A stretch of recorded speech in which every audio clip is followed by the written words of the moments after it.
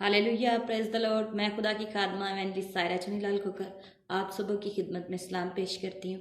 खुदावंद के कलाम में से आज हम सीखेंगे रास्तबाज होने के लिए होश में आना। तो आए खुदावंद के कलाम में से देखते हैं पहला करंथियों उसका 15 बाब और उसकी 34वीं आयत को। रास्तबाज होने के लिए होश में आओ और गुनाह ना करो, क्योंकि बाज खुदा से नावाकिफ हैं। आमीन, हालेलुया। खुदावंद के कलाम में बहुत ही खूबसूरत आयत है कि रास्तबाज होने के लिए होश में आना।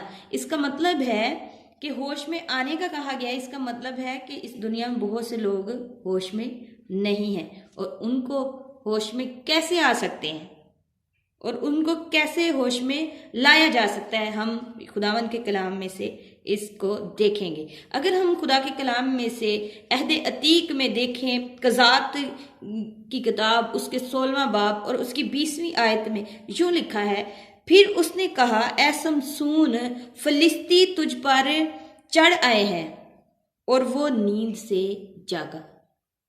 आमीन। हम देखते हैं कि समसून ज़हरी तौर पर नहीं सोया हुआ था, बल्कि वो रूहानी तौर पर सो गया था। इसलिए उसने फरेब खाया था।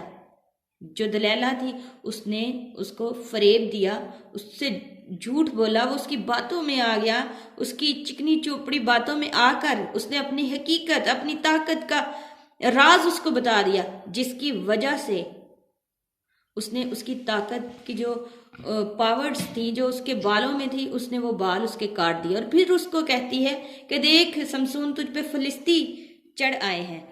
तो वो जब होश में आया, वो नींद से जागा, तो उसने देखा कि अब तो मेरे पास कुछ बाकी बचा ही नहीं, उसके पास पावर्स नहीं बची।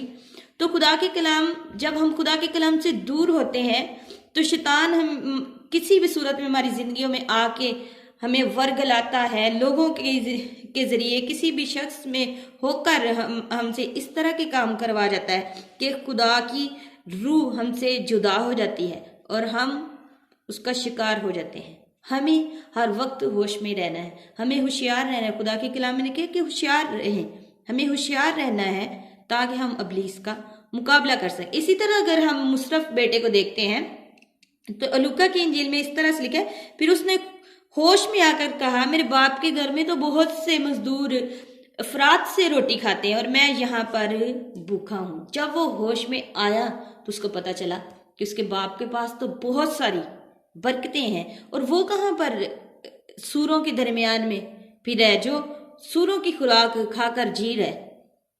इससे पहले वो होश में नहीं था।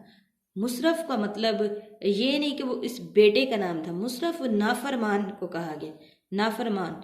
वो एक बेटा था जो नाफरमान।